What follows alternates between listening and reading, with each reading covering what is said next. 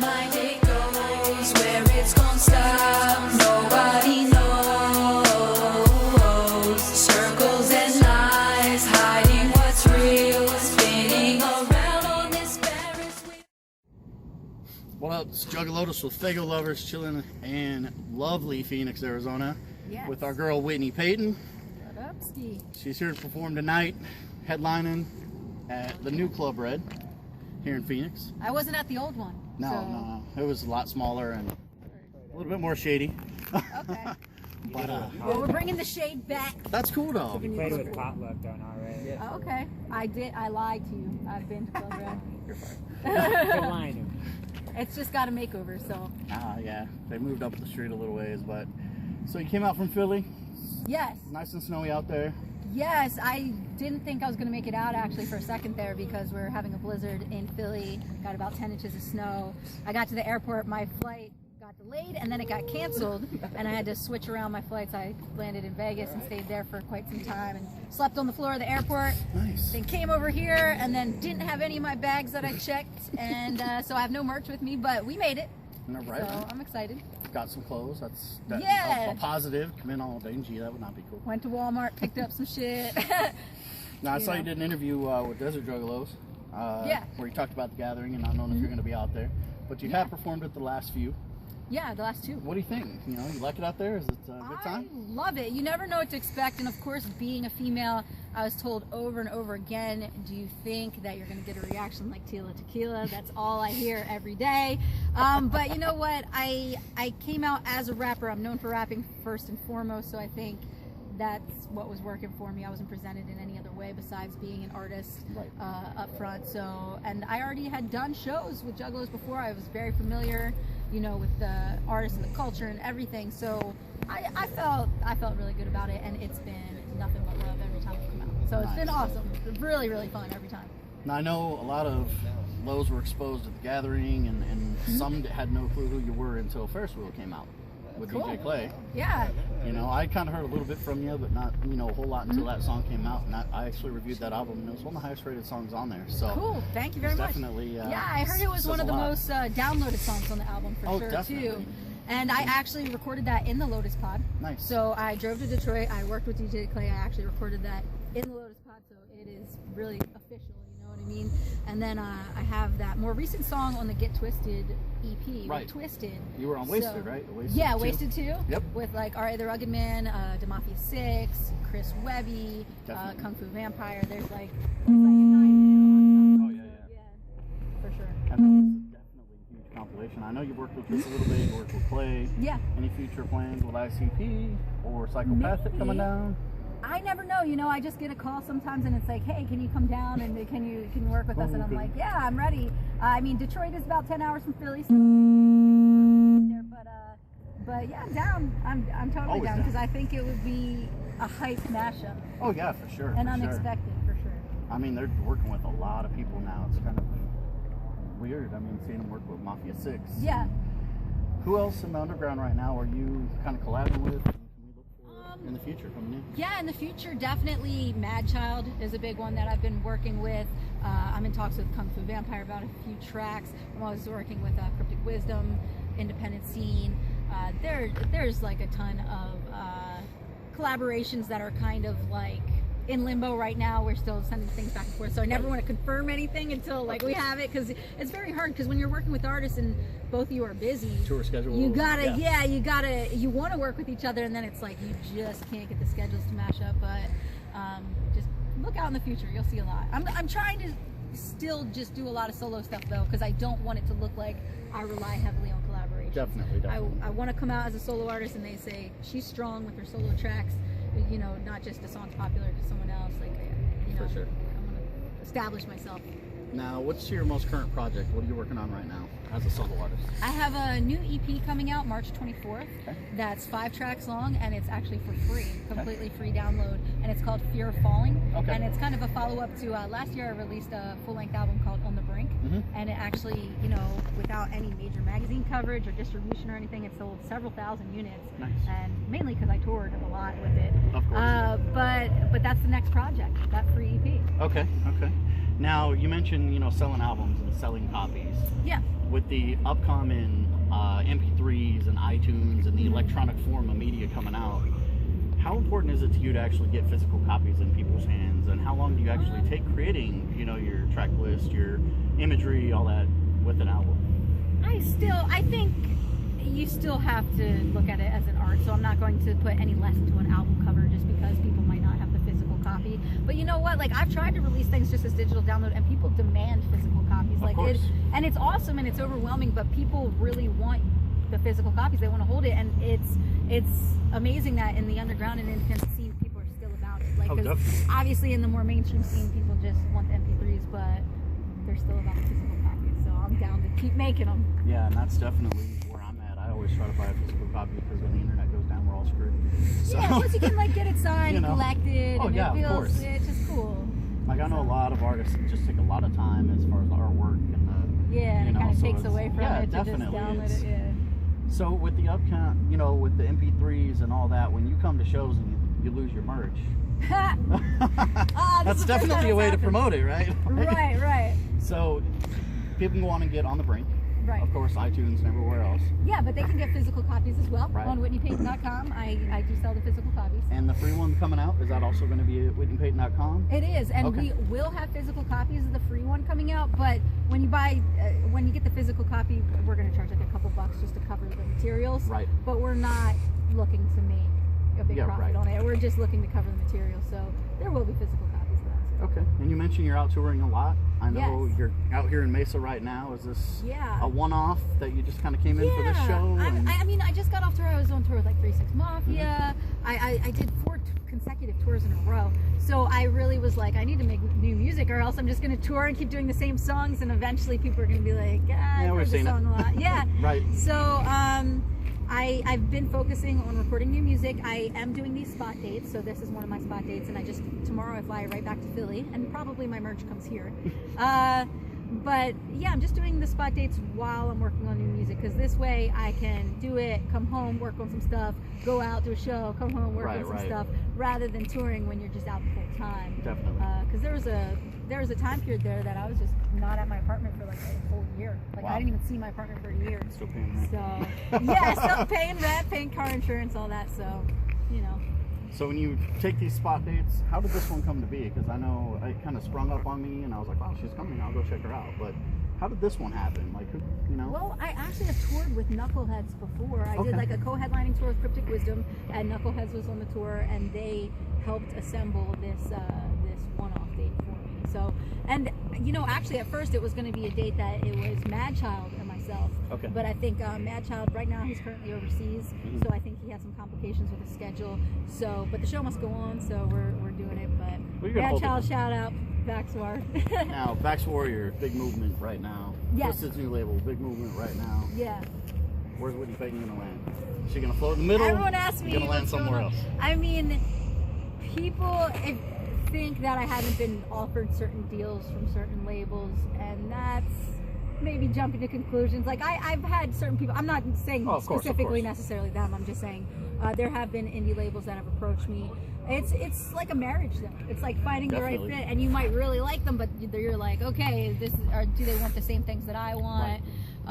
What do they have to offer? What can I offer them? So it's like a big move and a big commitment. Big commitment for sure. So I'm happy where I am now, gradually progressing on my own. If I do sign with someone, which I'm not opposed to, they just have to have my same vision. Right. So that's just kind of where I'm at right now. And I'm seeing, Twisted, they're just brand new. Their label's brand new. So definitely. we got to give them a second to get there. They're trying to get everything together, you know what I mean? So according to them, they have a list of artists. We don't know who it is yet, but they said they have a list of artists ready to rock. So. And they're very good, and I'm sure they've got it together. Their camp's very good, but like any new label, they got a lot. Yeah, they're probably like running around like chickens with their heads cut off behind the scenes. And I wish the best for them. I'm actually going to perform with them when I get back to Philly. I'm doing the St. Patty's Day show with them in Reading, Pennsylvania. So I'll be seeing them next week, actually. Okay.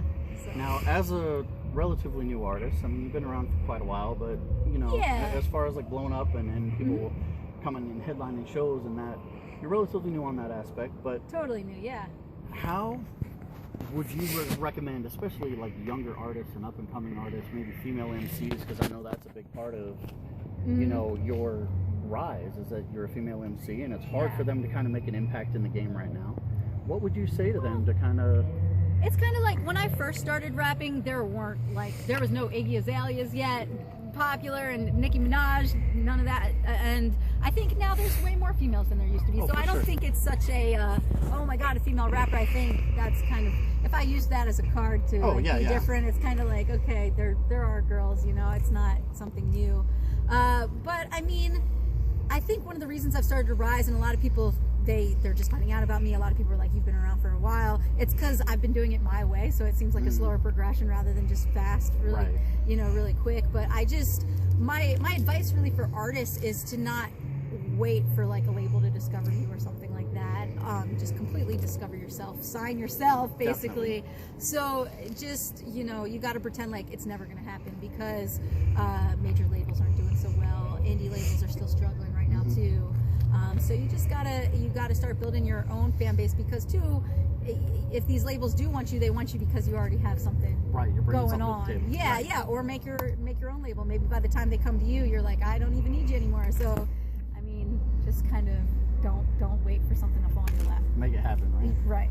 Now I know Cryptic Wisdom did a little jaunt over to Norway, and then he came back. And Chad, as you mentioned, overseas. Yes. How important is it to you to kind of reach out overseas, and how big is your fan base overseas? Well, when my On the Brink album came out, we had like significant sales in Germany, Sweden, Poland, and it was really shocking because obviously I've never been to any of these places. I have toured Canada before, that doesn't count as overseas. But I'd love to actually go to Japan, just because I think that would be, they're really into the anime and American kind of culture, so I think me just being a small chick, maybe that's putting too much into the image of myself rather than the music, but I think just me, just the whole image and everything, I think they'd be into that. More accepting. Yeah, I mean, embrace you. Right, definitely. And I think, I mean, a lot of people go to Australia. I would totally be open to it. It's just a large expense, of course. Oh, it is. Yeah, for sure. Now you mentioned Germany, Poland, Sweden. Yeah. In America, I assume it did well because people here, of course, embrace you, tour a little bit more frequently. You mentioned several thousand copies. That's still on the market. How long has it been out? It's been out about a year now. Okay. So it's, you know, several thousand copies, good for an indie artist. It's over the span of a year. I mean, so it's not like it's several thousand within the first day. You're done. But for an artist that the entire promotion was word of mouth, I had no publicist, no management, no label, no big machine putting money behind it. I'm very proud of those sales because, you know, if I had distribution, I would hope then now I got to totally beat that. But for those numbers, for what we had into it, I'm very, very grateful. Okay. Now, the gathering this year, of course, is back where it's at. How much do you want to be out there again this year to support the fam? I'd love to. It was awesome. I could tell when I came out last year, I could tell people weren't sure what was about to happen. They were like, okay, I've heard of her, so I'm going to come stand in front of the stage. And then when I go out, it's always, there's like half the song is kind of like, I'm trying to figure you out. And then they're like, okay. Right. Okay. And they get into it. So, I mean, I'd love to come back out. The last 2 years, though, I haven't been told or asked to be on until closer to the date. So I'm not sure. People have been asking me, are you on the gathering? Are you on the gathering? I can't tell you yet. Sometimes they wait for, you know, whatever reason. They're setting up their list, and they sometimes get me on like 2 months or couple months early. Yeah. Now, Juggalos is a fan base. I know you touched on the gang label and how shitty that is. But as an artist, being affiliated with Juggalos, how has that negatively impacted you at all, or not really? I would say yes and no. I mean, I don't care. Like, I don't care what people say about it, because when I announce that I'm doing the gathering, there's of course people that are like, why would you do that? Or I lost respect for you, and I'm like, you're not a real fan. Yeah, plus, I mean, I don't consider them real fans if they're just going to write me off or say they're unliking my page because I'm working with Juggalos. It's like, if you like an artist, you're gonna like them regardless of if they play a festival you don't like. So what? Like, just get over it. Just don't go to that festival. Go to something else. I mean, there's Juggalos. I've played mainstream shows and pop shows, and no Juggalos have said, you're playing that, I'm unliking you. I'm not so, watching you. Yeah, so on the flip side, it's like I've never really had Juggalos tell me, I'm not listening to you because you're opening for a band I don't like. Yeah, For sure. It's kind of one-sided. I feel like that's not, that's not cool. It's That's definitely a not more true. accepting culture. And Yeah. You mentioned, of course, Backsport, huge movement. Yeah. Juggalo movement's been huge since the early 90s. Strange music, huge movement as well. Mm-hmm. As an artist, what is it like to have that kind of backing as a fan base? Like you said, they're devoted. They're not gonna, you're playing, A3C festival in Atlanta. We're not gonna come watch you anymore. Right. How important is it to have that kind of, I guess, fanatical fan base? It's good. You got to start to build your own rather than, I don't think of me trying to take certain Oh, no, fan of course bases. not. I just do my thing, and I'm lucky that it tends to attract certain demographics, but I don't try to be like, I'm just trying to attract this or that. Definitely. But I mean, it's certainly important. I mean, if you have another artist, I guess, technically, not really their cosign, but if they're fans like you, and all of a sudden you have an already established demographic gravitating towards you, it's definitely helpful. Right. Well, I know when ICP brought Mushroom Head out, all the Mushroom Head fans, why are you playing with them? And Now ICP they fans embrace were like, it, this is right? fucking dope. Like, Yeah. I know I hadn't seen Mushroom Head before, so it was pretty fresh, but new fans to you, Yeah. where you say WhitneyPeyton.com, they can come find out about you. Mm-hmm. Your biography. You started in Philly, you're born and raised in Philly. I'm on the outskirts of Philadelphia, Okay. but I claim Philadelphia a lot because of the fact I got my start musically there. Definitely. Like where I was on the outskirts, I was in like the burbs, and there was no venues and nowhere to really Right. record or anything like that. So I had to go right into Philly and get my start there and record and perform there. And it's a tough crowd. Philly's a tough crowd. You've seen our football team, you've seen our fans. We are hardcore. So Definitely. I mean, so that's why I'm always repping, because too, if I say outskirts of Philly, like if I name the town, people are like, what? But Philly if I'm suburbs. like Philly, yeah, they're like, oh, okay. But I mean, I feel like the people of Philly don't go, oh, you're not from here, because that's where I started of course. performing. So they're like, oh, I first saw her in Philly, so Right. she can say, it's like Pink. She's from the outskirts of Philly, but Definitely. Pink goes to Philly and goes, I'm home, Right. because it's the closest scene. Now, as far as your upbringing, music you listened to when you were younger, I know when I was younger, I had infused my parents' music a lot, oldies, things like that. Mm-hmm. What kind of music influenced you growing up? Yeah. That might not be hip hop. Yeah, well, let me think. I mean, when I was growing up, I was, of course, like exposed to the mainstream first before I became an artist. When I became an artist, I started like discovering all the cool Definitely. indie art, artists. I was listening to like Lisa Left Eye and TLC, Missy Elliott, Right. Eve, and Eve's from Philly. Let's see, Destiny's Child. As far as females go, Will Smith, Eminem was a big one. I saw, I remember as a kid like seeing ICP on Woodstock and trying to tape it. Right. And I taped the wrong channel with the VHS, and I was like, God damn it, because I had never heard of them. That was my first time Right. hearing about them, and I was like, these guys are kind of like interesting. They're They're really weird, yeah. entertaining. Like Yeah. I'm really entertained, and I was trying to tape it. I remember that. So those guys definitely influenced me. But when I started becoming more aware of the indie scene, then that's when I saw the Tech Nines, Oh, and I definitely. saw all the other artists that have a lot to offer as well. All right, so we grabbed your iPod. What's the weirdest thing we're going to find on your iPod? Aqua. Have you heard of Aqua? Yes, I have. Yes. Barbie Girl, I right? don't care. Like, who knows about it? If, like, Barbie Girl comes on, or that Candyman song comes on, I'm rocking out. Aqua. I'm not even ashamed. Or Frank Sinatra. Like, it goes from Frank Sinatra's Sinatra good, to though. Aqua. Yeah, they're I always say my iPod's schizophrenic because it goes from like ICP to like a Frank Sinatra to a Vivaldi. Like, there's just such a range that That's the everybody I best, think though. has It shows you're nowadays. not narrow-minded. Oh, definitely not. Now, people that might not understand your music or know where you're coming from in Philly, how would you describe your music? If you had to trim it down to, let's say, a phrase or two, you have ICP, which is more of, the Juggalo style. You have, high energy hip hop here in Tucson. That's a big deal. Okay. How would you describe your music as far as when people come to see you, what can they expect? When they come to see me live, they can really expect high energy. I can promise that. But I'd like to say that when it comes to my songs, it's like catchy hooks with relatable rap verses. Okay. So I kind of do sing-songy hooks, and then my verses are more harder hitting. So if like Missy Elliott, MGK, and like Gwen Stefani had a love child, and then it hung out with Tech Nine or something. That's what it would sound like. Yeah. Okay. At least I would hope. So. Now, with that in mind, when you come out and do indie shows, you normally bring a big raft with you. I don't think you brought a big stick. Hey, that's because they lost it in my luggage. I was gonna bring my raft. Don't get it twisted. But you do have a lot of high energy. When you're making music, Yeah. I know a lot of artists have certain methods to their madness. Mm-hmm. Some prefer to write the hook first and the lyrics and then find a beat for it. Some find a beat and then write around that. Right. What's your method when it comes to writing music? I used to make all the lyrics first and then try to get a producer to either write the beat around it, but it proves to be way more difficult that way. I've found that I'll listen to producers' beats and then find one that really grabs me now, and I'll start writing on a beat that already exists.